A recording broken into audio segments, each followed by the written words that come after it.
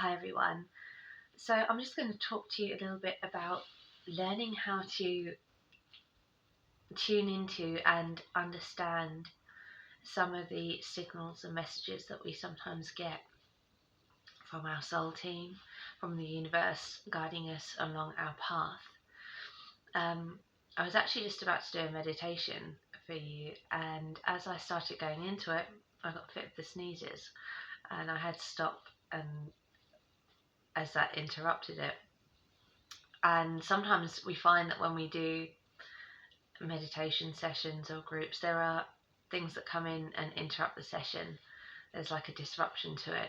And I usually try and allow myself to go with that if that happens, because it might be that something there on a level of frequency isn't appropriate for maybe somebody that's there, or that the energies kind of just aren't aligning properly. And so if I get those kind of disruptions to things, it's worth paying attention to. And you might find that within your own practice, that sometimes you think that you've got an opportunity to have quiet time and a space for yourself, and the door rings unexpectedly, or you find that you haven't turned your phone off when you thought you had, things like that. So if you're getting that kind of disruption, sometimes it's worth paying attention to that. It can be also a way of sort of testing your focus to see whether you can continue despite those things. And I think that that's something that you learn to become more in tune with, as to whether that's the case or whether it is really just calling you to kind of stop. But certainly I found when I've channeled meditations that sometimes there are ones where I attempt to do them several times before they work and they come through properly. And so if I have disruptions to them, I take it that the first couple of times I've gone in, I've maybe not been quite as tuned in as I would like to be, or as I usually am. And if I'm not able to kind of get one out without any of those disruptions, then I'll wait and save it for another day or another time, because it could just be that my own mind and my own clarity isn't quite as sharp as usual. So if you do find those things happening when you're trying to do some form of practice, just allow that to happen. Allow yourself to stop or come back to it at a different time where you might be feeling more aligned. Because also you don't want to be going in to tune into your higher consciousness and your messages and find that it's actually your kind of egoic mind that's coming and trying to step in and take over. And sometimes I think that we get those disruptions because we're just not in a clear enough headspace to be able to do that. That's not to say don't keep practicing, but just be aware that sometimes we get those signs through.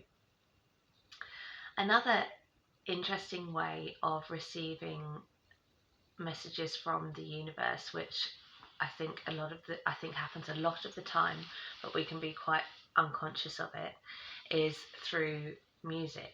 So I think it happens to most people. You get a song will get stuck in your head, and often it's one that you haven't thought of for a long time, and you can't think of how it's come to be that you've kind of got this loop going on. And I have found quite often that songs are actually really useful ways of helping me to perceive and receive messages that are going on for somebody at the time. So somebody that I know and have worked with, I actually started hearing music by Adele. It's not that I think that that person listens to that in particular, but that kind of music is often associated with breakups, with endings of some kind. So it doesn't necessarily need to be the end of a relationship, although in that kind of music, because it's so focused on that, that's usually what I would interpret it as. And so when that person told me that their relationship had ended, I kind of already had felt that that was what was going on there, and just getting this music keep coming in was a kind of stronger confirmation of the messages I was intuitively picking up about that circumstance.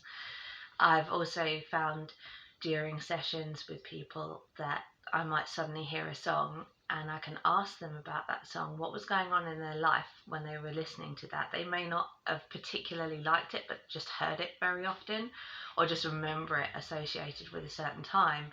And often there will be a significant event in somebody's life that was transformative to creating the path that they then followed when they were listening to that particular song. So we can really, when we start to kind of notice a pattern with those things, we start to understand more how it's being presented to us. So for you, it might not be a song. It could be a particular painting, or you might think of a certain place frequently, and that can give you some kind of indication too. But I think music seems to work quite generically. It addresses, it can connect many different people through a very kind of powerful but more unconscious level, until we become conscious of it and choose to use it as that tool.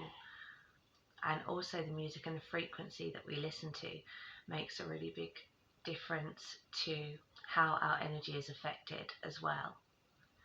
So if you listen to a lot of sad or angry music, you will find that that is brought into your frequency quite often.